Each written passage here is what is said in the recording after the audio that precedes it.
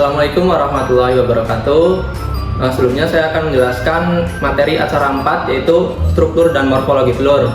Masuk ke pengertian. Yang pertama itu struktur, yaitu ilmu yang mempelajari tentang bagian telur dari luar hingga ke dalam. Yang kedua yaitu ada morfologi, yaitu ilmu yang mempelajari tentang bentuk dan karakteristik telur. Selanjutnya ada proporsi telur yang dibagi menjadi 3, yaitu ada kerabang telur, kuning telur, dan putih telur.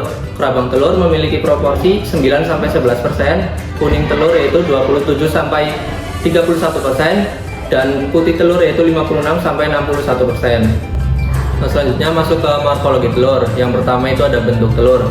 Faktor-faktor yang mempengaruhi bentuk telur. Yang pertama ada umur induk. Semakin tua umur induk, maka telur yang dihasilkan akan semakin besar dan semakin lonjong. Selanjutnya yaitu ada stres, mempengaruhi kinerja hormon sehingga membuat produksi telur tidak maksimal dan telur yang dihasilkan akan semakin kecil. Selanjutnya ada penyakit, yaitu ada ILT, Infectious Laryngotracheitis, AI, Avian Influenza, dan EDS, Egg Drop Syndrome.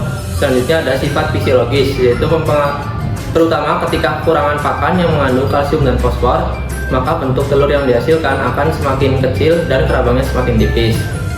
Selanjutnya ada kualitas kerabang.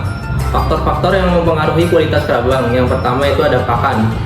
Pakan yang mengandung kalsium dan fosfor tinggi, maka kerabangnya akan tebal. Selanjutnya ada obat. Egg stimulan akan berfungsi untuk memperbarui kualitas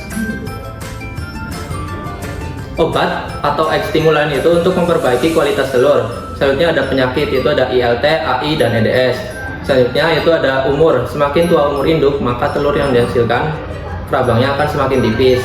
Selanjutnya yaitu ada suhu. Ketika panas, ayam akan cenderung minum dan kandungan kalsium dan fosfor akan menurun sehingga kerabang akan semakin tipis. Selanjutnya yaitu ada stres. Stres mempengaruhi kinerja hormon sehingga produksi telur yang dihasilkan tidak maksimal dan membuat kerabang semakin tipis. Tebal kerabang telur yaitu antara 0,35 sampai 0,40 mm yang dapat diukur dengan thickness gauge dan mikrometer sekrup. Nah, ada warna kerabang yang dibagi menjadi ooporpirin pada ayam, biliverdin pada itik, dan proctoporpirin pada puyuh, dan dapat diukur dengan reflektometer. Selanjutnya itu ada tekstur kerabang itu kasar dan halus. Biasanya telur yang baru itu memiliki tekstur yang cenderung kasar. Selanjutnya ada bobot telur. Faktor-faktor yang mempengaruhi bobot telur yaitu ada pakan dan cuaca. Ketika panas, ayam akan cenderung minum dan mengakibatkan konsumsi pakan menurun sehingga konsumsi pakan sedikit. Selanjutnya yaitu ada genetik. Setiap unggas memiliki genetik yang berbeda-beda, maka telur yang dihasilkan akan berbeda-beda. Selanjutnya itu ada periode peneluran. Semakin lama periode peneluran, maka telur yang dihasilkan akan semakin besar.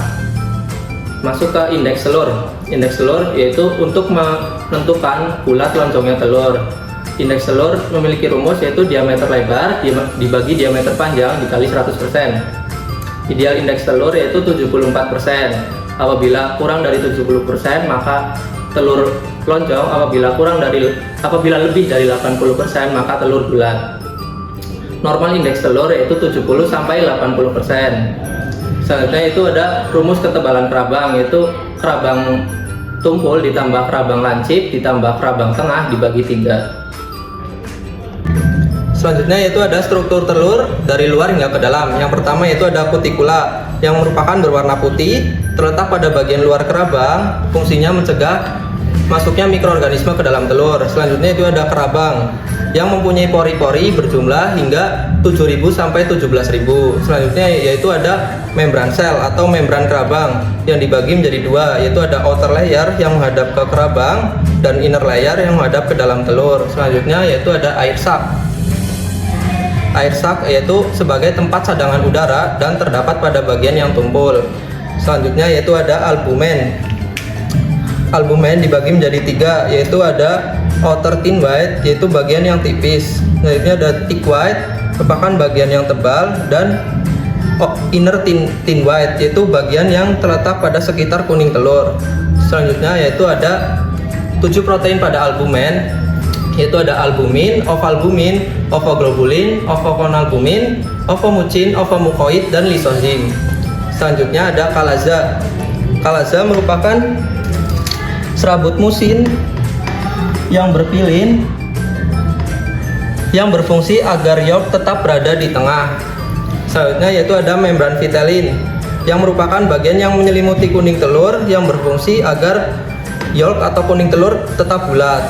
Kemudian ada kuning telur atau yolk, yaitu bersifat semi-liquid dan bergranuler yang berfungsi untuk sebagai cairan makanan embrio pada saat akan menetas.